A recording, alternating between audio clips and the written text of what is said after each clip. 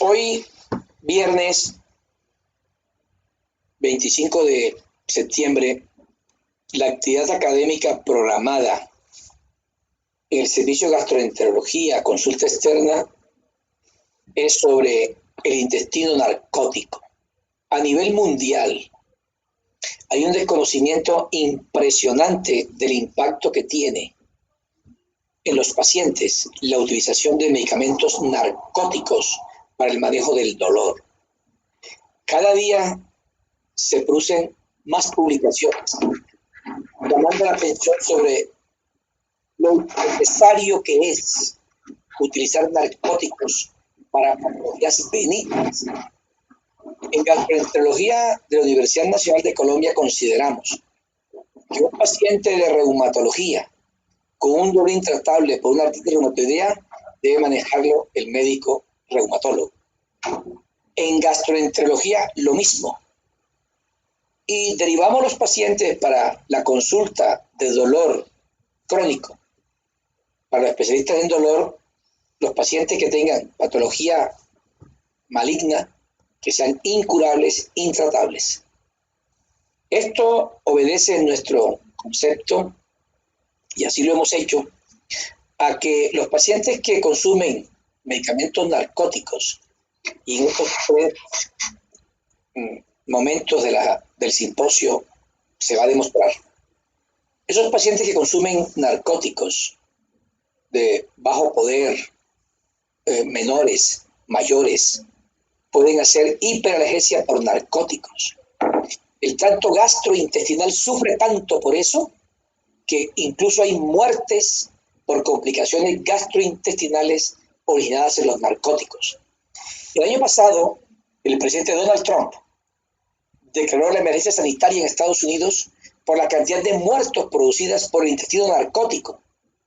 Y estadísticas recientes de los últimos 4 años para acá han demostrado que por lo menos en Estados Unidos el uso de narcóticos por parte de los médicos para manejar el dolor y otras patologías produce más muertes que el consumo de heroína entre la gente que consume heroína como una drogadicción. Es por eso que para nosotros es muy importante que el médico que rota por gastroenterología salga al final de su rotación con la competencia para entender por qué no usar narcóticos en patologías benignas de manera innecesaria. La primera conferencia está a cargo de la doctora Gabriela Cristina García Parra, que es residente de medicina interna y se llama Intestino narcótico, impacto, definición y epidemiología. Gabriela, buenos días, bienvenida. Puedes comenzar tu conferencia. Muchas gracias, doctor, por la invitación. El abuso generalizado de opioides recetados por parte de servicios médicos para controlar el dolor y el aumento dramático en la disponibilidad de venta libre ha generado lo que se conoce como epidemia de opioides, con considerable afectación mundial. Se considera que la población adulta usa inadecuadamente los opioides recetados, generando altas cargas de adicción y morbimortalidad. En el día de hoy queremos hablarles de intestino narcótico como un efecto adverso del uso de opioides. En esta primera parte vamos a hablar del impacto, la definición y la epidemiología. Se estima que entre el 25 al 45% de la población adulta sufre de dolor a largo plazo, lo que resulta en una mala calidad de vida, pérdida de tiempo productivo y necesidad constante de tomar algún analgésico.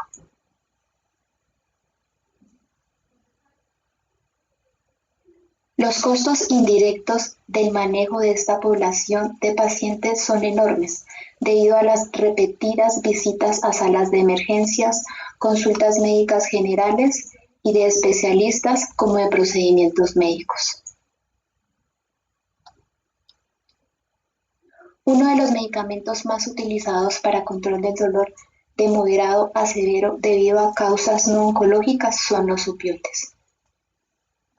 Se considera que durante las últimas 3 décadas el uso de opioides ha aumentado drásticamente y se estima que entre el 2 al 3% de la población adulta de Estados Unidos toma activamente opioides para el control del dolor.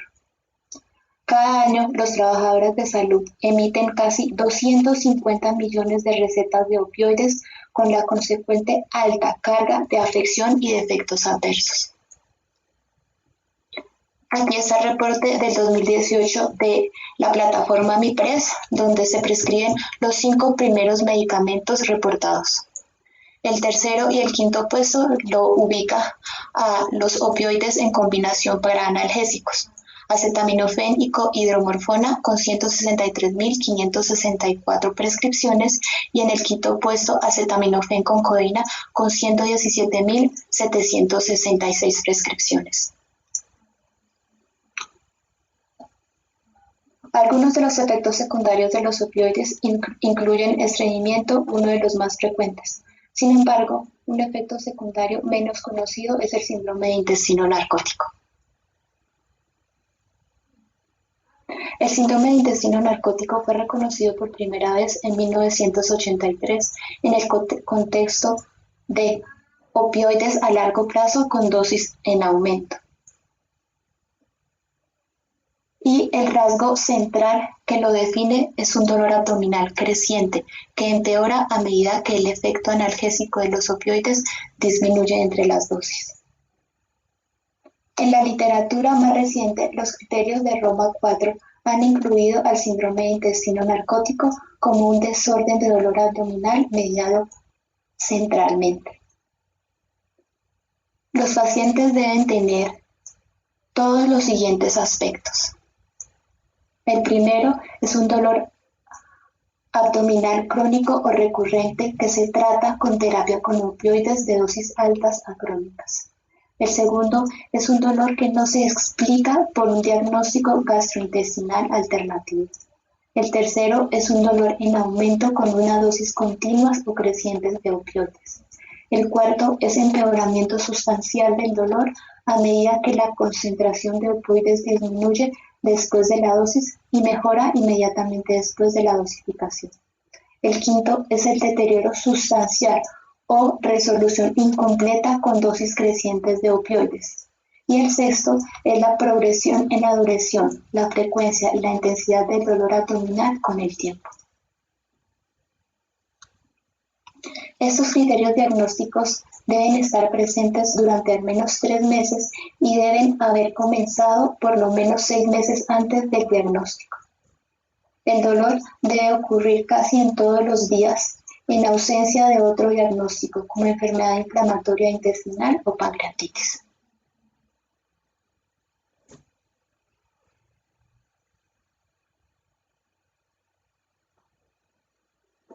En la epidemiología se debe reconocer que el síndrome de intestino narcótico no es una entidad nueva.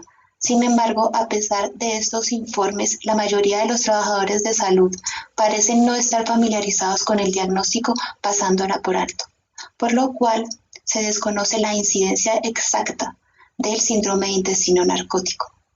Pero a partir de informes de casos se estima que alrededor del 4 al 6% de la población que usa opioides la va a sufrir a largo plazo. Según un cuestionario de autoinformados, alrededor de 150.000 número de personas se estima que en Estados Unidos padecen de síndrome de intestino narcótico. Actualmente se estima que de los consumidores crónicos de opioides, 1 de cada 20 pacientes desarrollará síndrome de intestino narcótico. Por lo cual, todos los trabajadores de salud que recetan, dispensan o cuidan pacientes que toman opioides deben plenamente conocer este síndrome para tomar medidas adecuadas y oportunas. Como mensajes para la casa, los opioides son analgésicos prescritos de una manera irracional. Generan una alta carga de mortalidad como impacto económico. Los efectos adversos deben ser detectados por los médicos y los médicos deben reconocer el síndrome de intestino narcótico. Los pacientes con consumo de opioides deben ser monitorizados periódicamente. Muchas gracias. Muchas gracias, Gaby. Excelente presentación. Muchas gracias. La próxima conferencia de este simposio de estudiantes de pre y posgrado que rotan por gastroenterología de la Universidad Nacional de Colombia.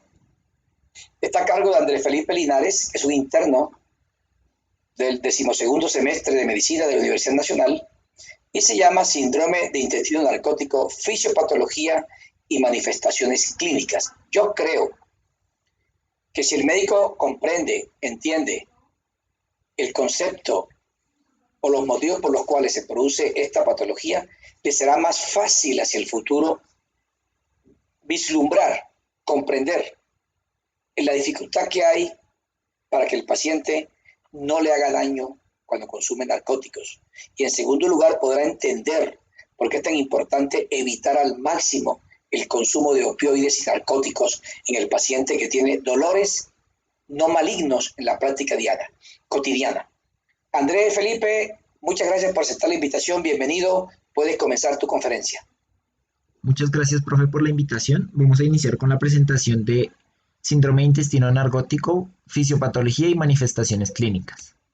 Los opioides generan múltiples manifestaciones a nivel intestinal. Del 100% de los pacientes que consumen opioides de forma crónica, se ha observado que el 60% presentan disfunción intestinal secundaria a opioides, que agrupa todas las manifestaciones que se dan a este nivel. De estos, también el 40 al 80% presentan constipación inducida por opioides y el 5%, del 5 al 20% van a presentar síndrome de intestino narcótico, cuyo síntoma cardinal es el dolor abdominal. A nivel corporal se han detectado 5 tipos de receptores para opioides, de ellos 3 tienen relevancia clínica. Estos son los receptores kappa, delta y mu. De estos, el único con ligando para opioides exógenos es este último. Se expresa a nivel del sistema nervioso central, también a nivel del árbol biliopancreático, en el estómago, a nivel pancreático, en el intestino delgado, en el colon de predominio en colon proximal y también en el recto. Se han identificado 3 tipos de receptores mu y se ha observado que el de mayor impacto a nivel gastrointestinal es el de tipo 2. A nivel esofágico tenemos que produce alteraciones de la motilidad con síndromes similares a la acalasia y hay disminución en la presión del esfínter esofágico inferior.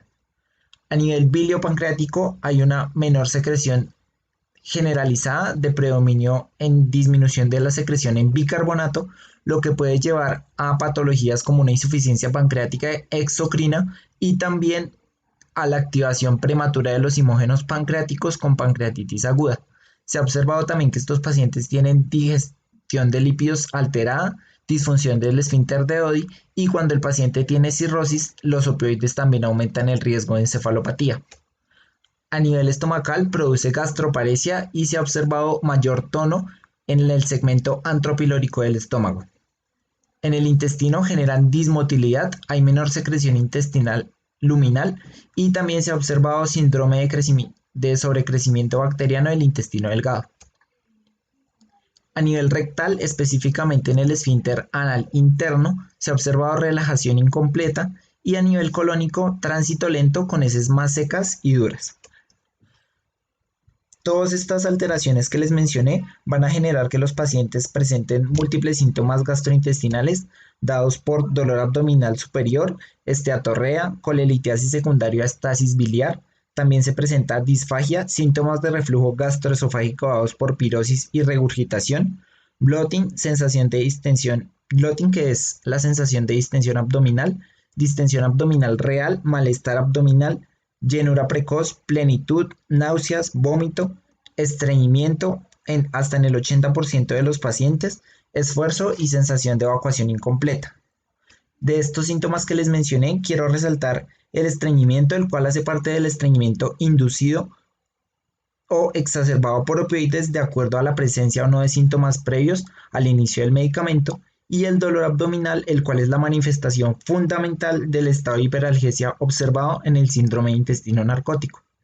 Este dolor abdominal, como lo mencionaba la doctora Gabriela, se caracteriza por ser creciente y tener como factor desencadenante los intervalos entre las dosis del analgésico, es difuso y puede empeorar incluso con el aumento de las dosis.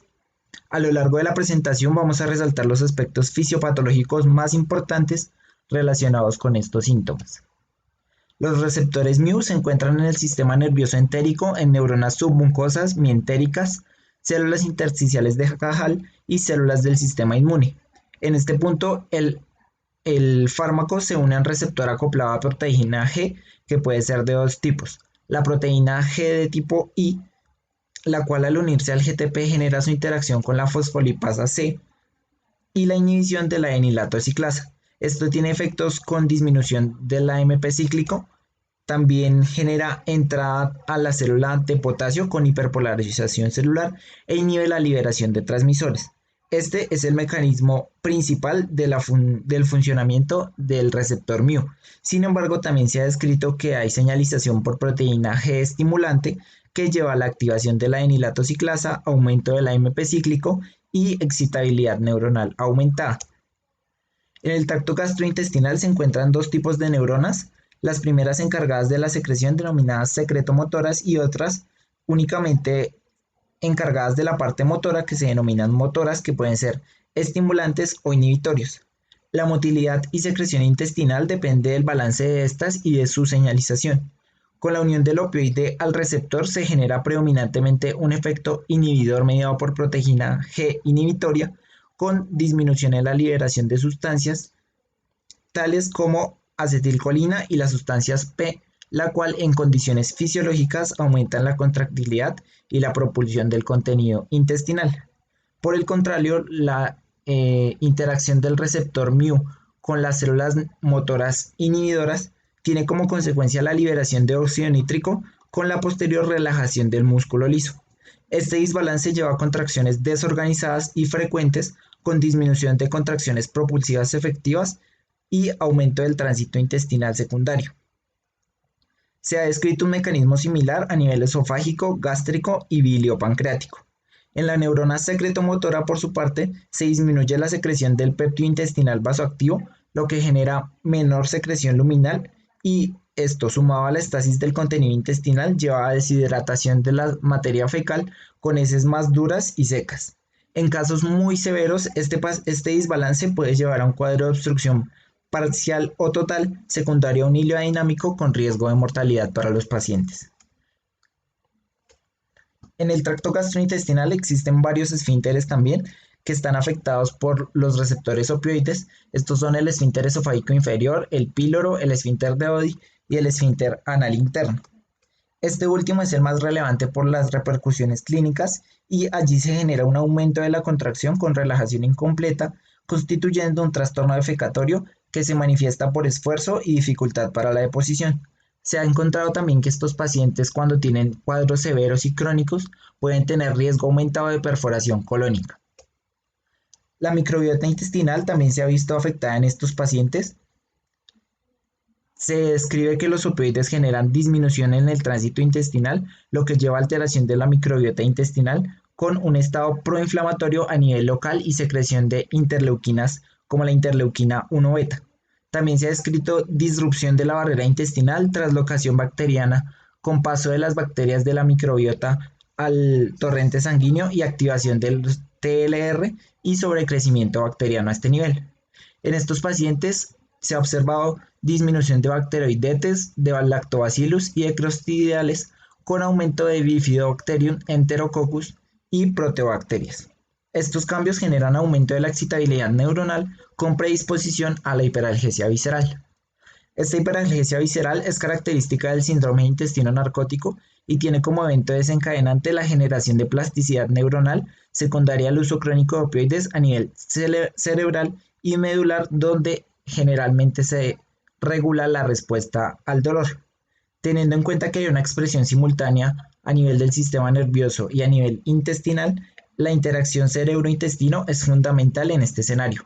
Su principal diagnóstico diferencial es la tolerancia a opioides, en la cual se requiere una mayor dosis para generar un efecto analgésico similar, y la progresión de la enfermedad de base. Este diagnóstico diferencial se puede hacer porque en los dos que les mencioné hay una mejoría tras el incremento de la dosis. Sin embargo, en la hiperalgesia se ha visto que esto incluso puede empeorar.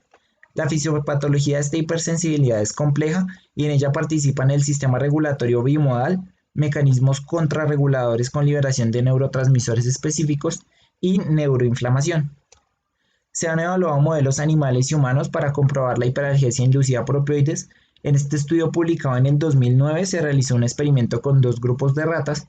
Unas recibieron infusión de opioides y otras infusión de solución salina y se evaluó el tiempo de retiro de una de sus patas posterior a aplicar un estímulo nociceptivo por calor o presión. En la gráfica se observa que el grupo de solución salina se mantuvo estable, mientras que en el grupo de opioides inicialmente hubo una ganancia de tiempo secundaria al efecto analgésico del medicamento, pero esta se perdió aproximadamente a los 3 días, incluso cayó mostrando hiperalgesia comparado con el grupo de control. Este hallazgo ha sido consistente en otros estudios que se han realizado de forma similar y se ha encontrado también que está afectado por factores como el sexo. Se ha visto que hay predominio en el sexo femenino, mutación de los receptores mu y también la forma de administración, ya que es más frecuente que desarrollen hiperalgesia en pacientes que se administra en forma de infusión. Los estudios existentes en humanos se han realizado en 3 escenarios principales: en administraciones de corta duración, donde se ha observado hiperalgesia, estímulos de presión o frío, pacientes adictos a opioides con hallazgos similares, y en pacientes con posoperatorios, en quienes durante el transoperatorio se les administró opioides, y se ha observado que pacientes que recibieron durante el transoperatorio una mayor dosis de opioides tienen mayor incidencia de hiperalgesia en la recuperación de la cirugía. Sin embargo, estos hallazgos son de difícil evaluación por factores genéticos y psicológicos que están involucrados en la experiencia dolorosa de cada paciente.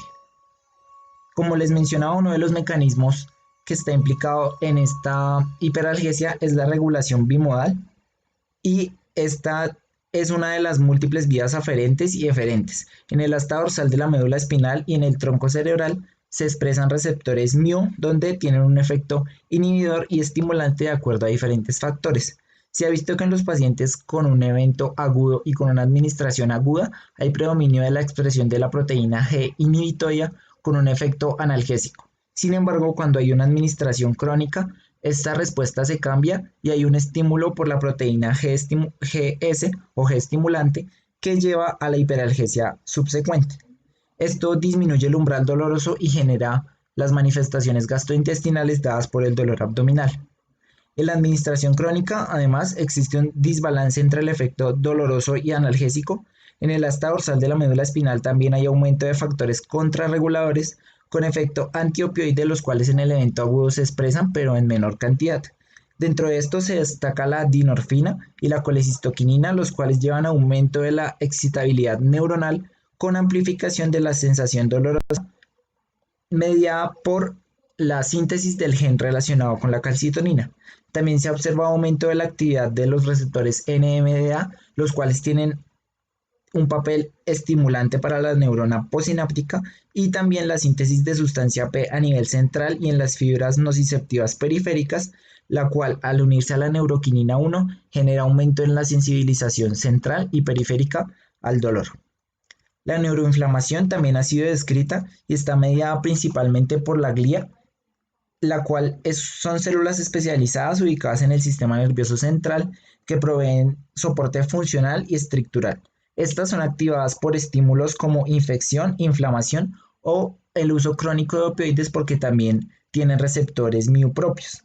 Su activación lleva a la liberación de citoquinas proinflamatorias, óxido nítrico, prostaglandinas y fractalquina, lo cual genera un estímulo mediado principalmente por glutamato en la neurona postsináptica con la subsecuente sensibilización al dolor y aumento de la excitabilidad.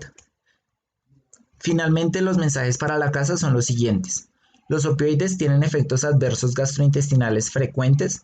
Los síntomas deben ser buscados activamente. La expresión de los receptores mu se da en todo el tracto gastrointestinal. El eje cerebro-intestino tiene un papel fundamental en este aspecto. La fisiopatología del estreñimiento inducido por opioides y del síndrome de intestino narcótico es compleja. Los opioides generan efectos a nivel sistémico y existe asociación con complicaciones mortales. Muchas gracias.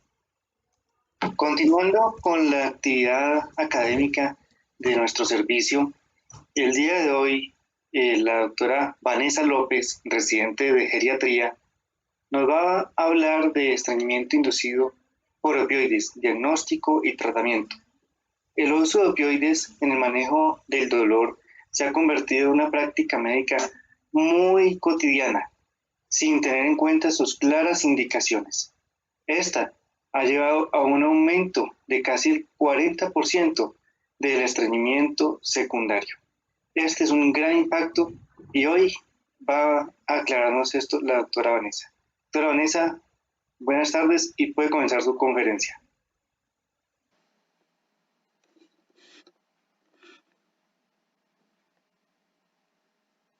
Muchas gracias, profe Otero, por la oportunidad. Bueno, algunos de los efectos secundarios de los opioides, como aquellos que afectan al sistema nervioso central, pueden ser transitorios.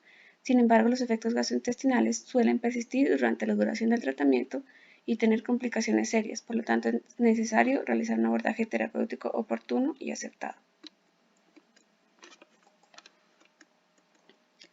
El primer paso en el abordaje diagnóstico consiste en descartar otras causas de estreñimiento o descartar complicaciones asociadas a estreñimiento, es decir, estar seguros que no estamos enfrentando a un estreñimiento por opioides, sino a una neoplasia de colon, una obstrucción intestinal, un esquema intestinal.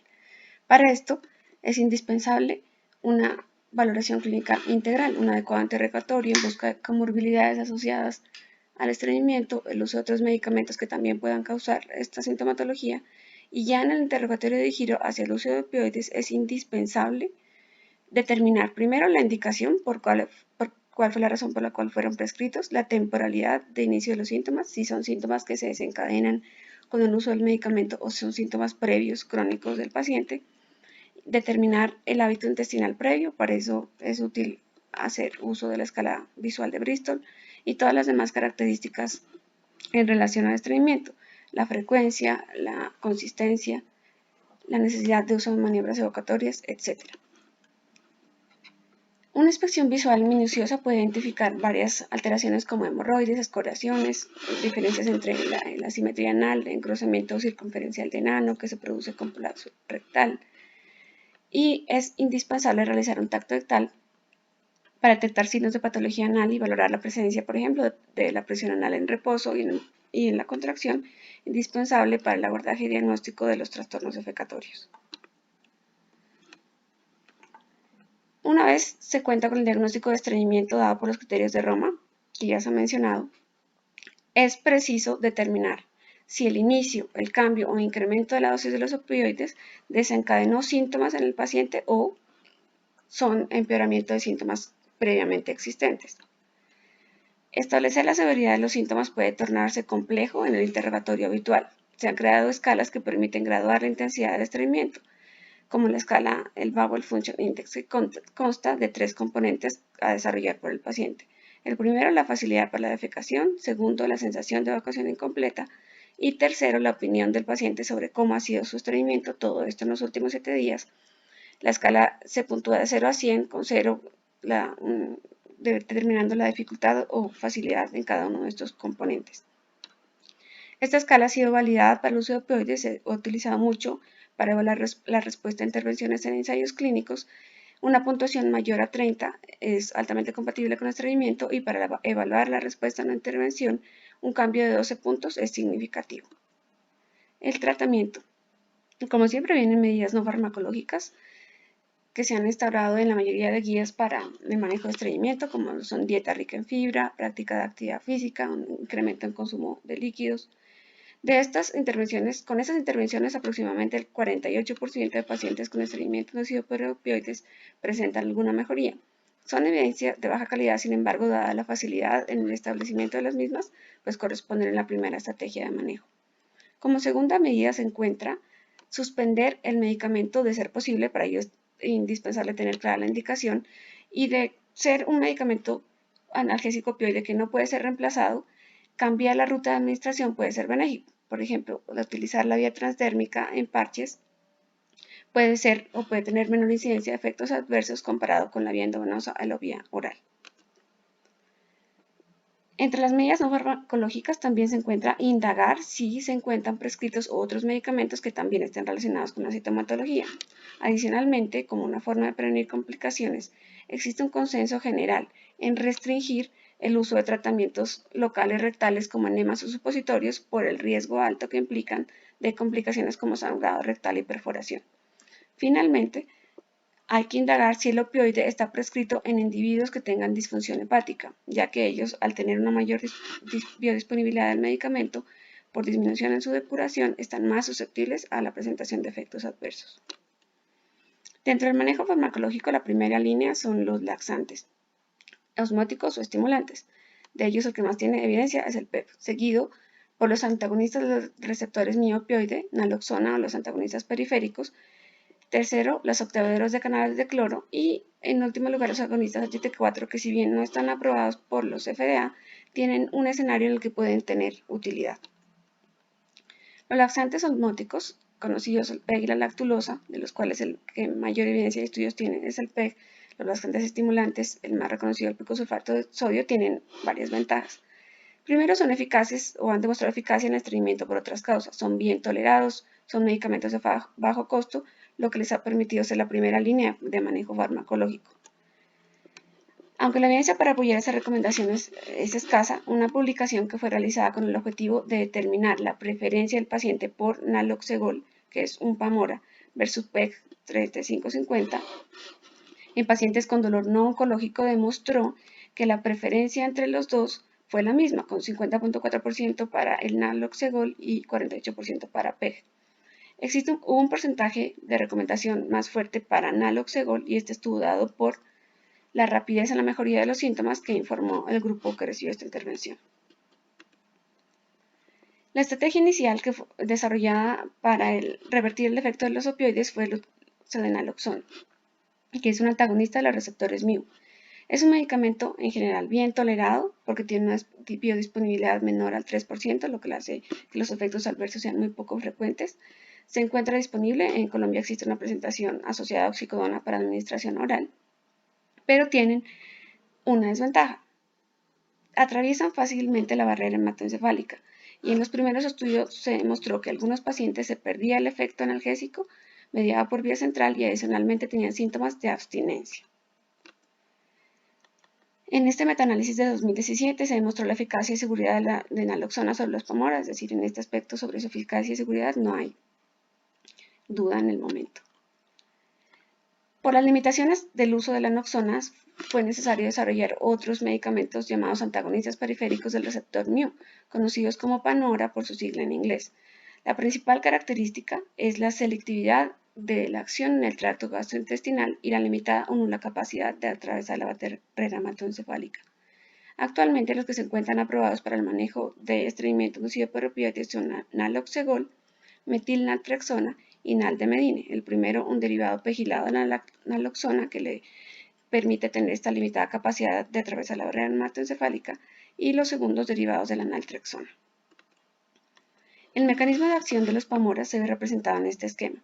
A la izquierda, la fisiología normal, el sistema nervioso central, el torrente sanguíneo, un sistema nervioso entérico normofuncionante que produce una buena motilidad propulsiva, y un balance adecuado entre la secreción intestinal y la reabsorción de líquidos para producir heces de forma normal y un esfínter anal indemne. En el esquema del medio está el efecto de los opioides. Ellos ingresan a través del torrente sanguíneo, atraviesan la barrera hematoencefálica y actúan en el sistema nervioso central a través de los receptores mu presentes en este lugar. Esta es la forma como inducen la analgesia, pero también tienen receptores en el sistema nervioso entérico, provocando un retraso en la motilidad, una disminución en la secreción de agua y electrolitos hacia el lumen intestinal y sin alterar o continuar presente la reabsorción de líquidos. Con ello, pues se desencadena o inician los síntomas de estreñimiento.